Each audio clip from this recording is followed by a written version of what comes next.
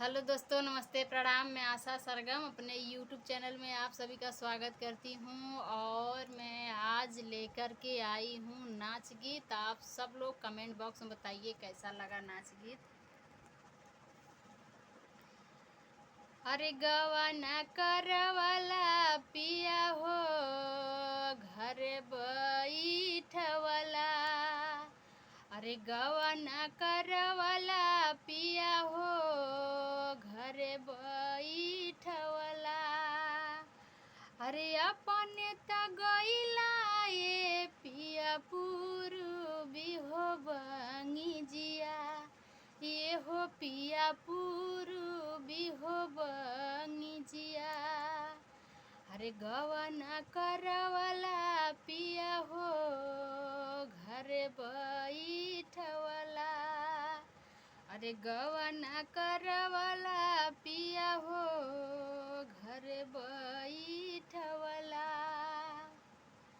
के करा से बोलबे पिया के करा से हंसबे हो पिया के करा से हंसब। हर के करा से कब पिया हो के करा से कब पिया हो दिलवा की बतिया।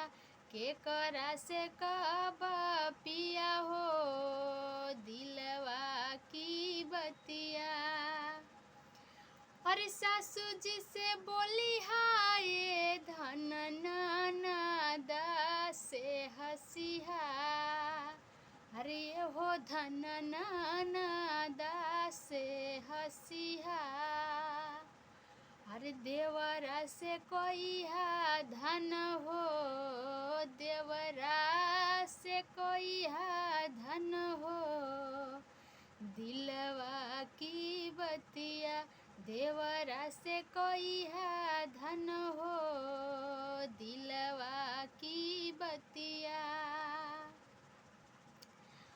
आरी आरी लिखी हाय पिया बीचावा हो बियो गवाए हो पिया बीचावा हो बियो गवा।